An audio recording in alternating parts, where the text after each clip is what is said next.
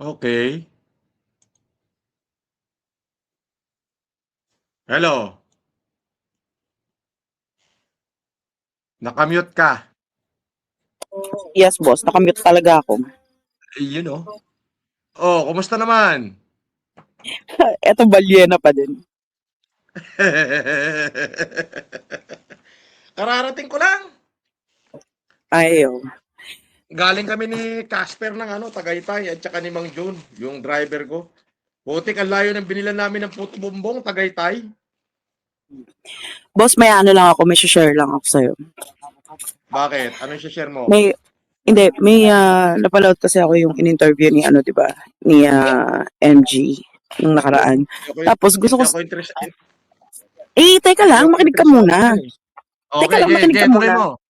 Tapos gusto kong basagin sana yung mga kasinungalingan na putang ina, nagpakamatay daw yung dati mong supporter dahil nilabas ko yung yung mga hubad na larawan niya, yung mga nude photos niya. Kung di ba naman gago, ang putang ina. Ang sabi ko lang sa kanya, sis, pasahan mo ko ng picture mo para ipapasa natin kay boss. Tapos, ina, ang pinasa niya, puro mga hubot-hubad. Sabi ko sa kanya, ano ka ba naman? Hindi aanohin ni boss. Sabi niya, sige na. Pasa mo, okay lang yan. Kumbaga sa akin, putang ina ninyo, mga wala kayong alam sa totoong kwento, ang mga alam lang ninyo, yung mga putol-putol na naririnig ninyo. Kung makapagkwento kayo, akala mo talaga kayo yung nandoon, kayo yung kausap. At kung nagpakamatay yan, tang ina, may makakaawat ba dyan? May makakaawat ba dyan? Ginusto niya yan eh. Huwag mong pansinin yung mga ganyan. Oh, Hindi. Ang inaano kasi nila, parang sobrang malibog ka, sobrang Sino? ka sa mga, ikaw. Hindi, yung mga Ako? tao, oo, Teka lang, yun ang pinalalabas teka na. nila. Sandali. Ako? Oo. Tang ina, ilang beses kang binibigyan ni Lawlaw ng babae, di ba? Yung mga, anong tawag nila doon? Anong tawag niyo doon? Bancha, ano? Banchot? Class Ano? A. Hindi, may tawag siya doon. May code siya doon. Baset. Baset. Yung mga baset mo, di ba? Tang ina, di mo nga tinitira kapag ka nandun ka nung nandun tayo sa Legrand. Kaya itong mga to, parang pinalalabas nila sa tao na hayok ka sa babae. Saan? Oh, kumbaga, parang, hello, tapos, ito na. Tinawagan ko yung isang contact kay MG. Sabi ko, magpapa-interview ako, ganyan. Tapos, pinractice niya ako. Sabi niya, ay, Ano? Tinawagan mo yung? isang contact kay MG. Sabi ko, Ano sabi mo? mag-ano na ako, sige, magsasalita na ako. Yung nalalaman ko tungkol dyan kay, kay FLM, kay Norman Mahusin, bla, bla, bla, bla, bla. Tapos, tinanong niya ako, ang dami niyang Tapos, ang niya, sabi niya, ay ma'am, hindi po pwede yan kasi po yan, i-edit po yan. Sabi ko, hindi pwedeng edit, dapat ko ano yung sabihin ko dito, yun din yung papalabas. Sabi ko, hindi pala patas yung sabi niya, opo, ganun po talaga, puro mga negative lang po, or yung mga pangit lang po ang Sabi ko, ano klase yun?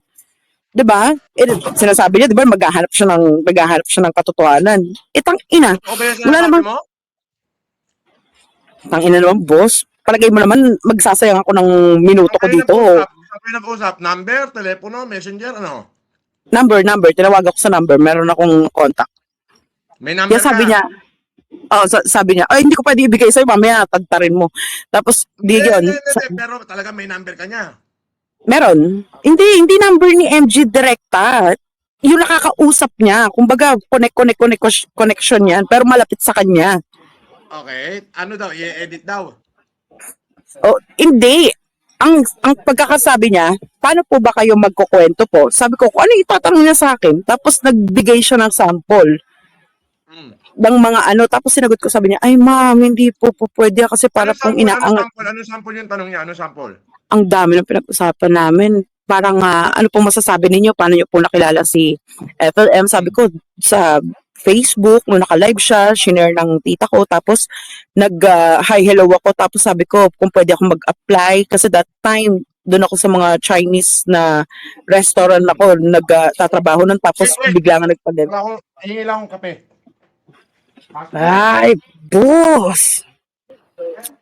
Shoutout sa lahat ng mga nasa comment section. Mag-ano kayo dyan ha? Magkano ang bayad? Walang bayad. Ano ba kayo? Hindi. Okay? Alam mo, bochog the chat.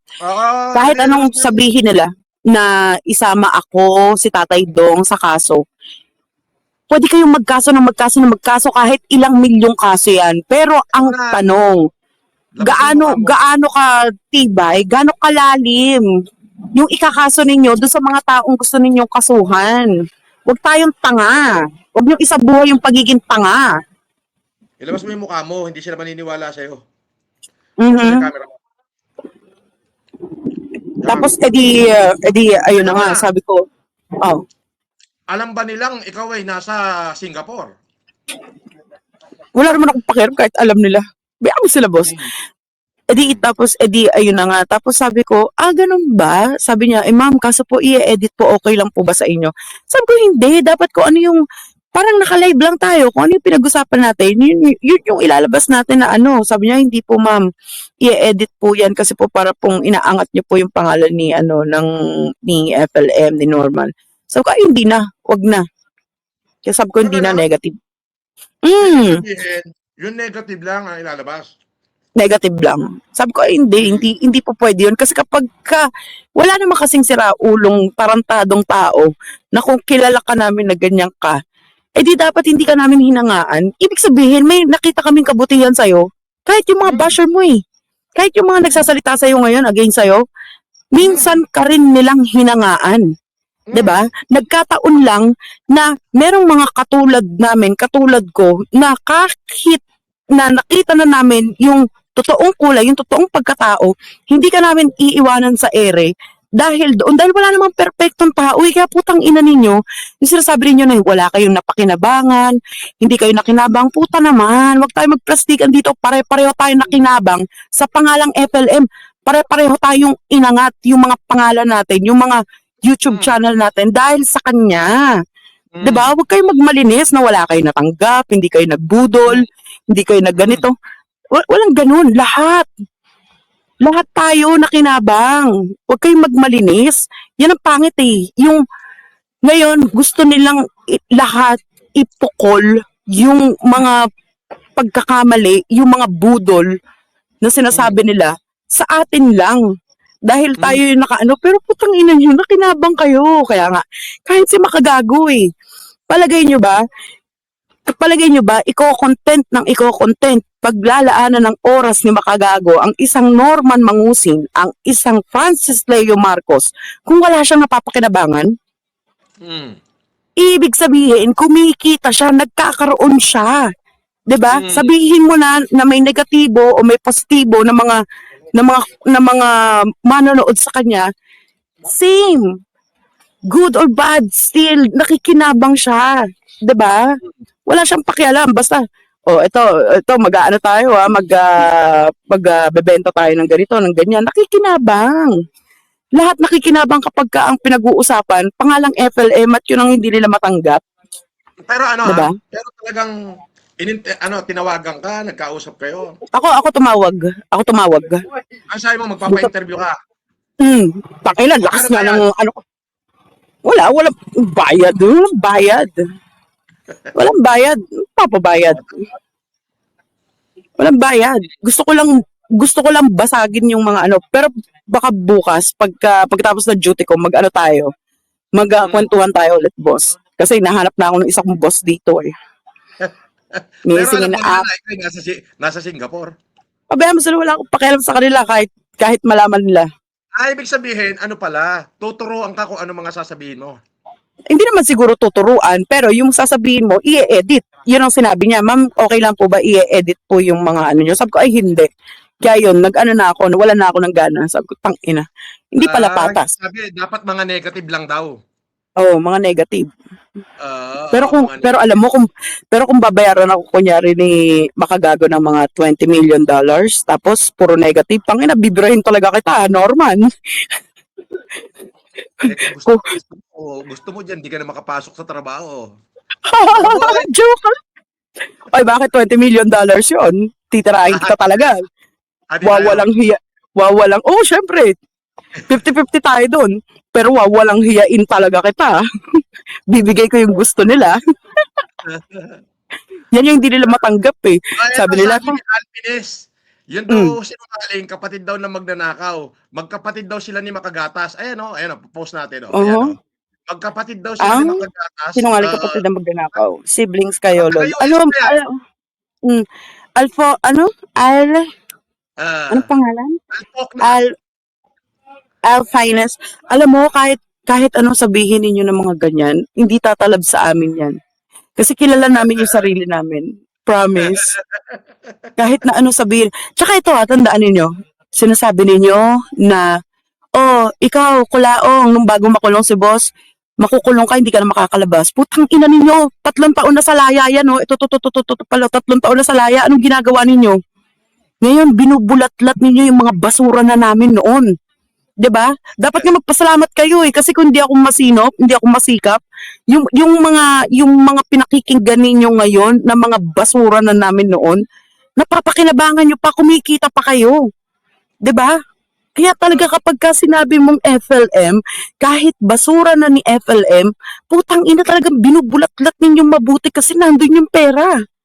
Yes, Tess, palipad ka na, Tess. O, Huwag kang palipad ka Tess. na ng $2. Shout out! Alam ah. $2. $2. Casper! Si $2 yun. Casper! Oh, boss, pwede na ako umalis. Batch na ako. Alang iya ka? Ba't yun na? Mama, mga 5 minutes. Ano ba Kwento. naman yan? Merry Christmas, kakantahan kita. And so, Oh, this is na. Christmas. And what have you done?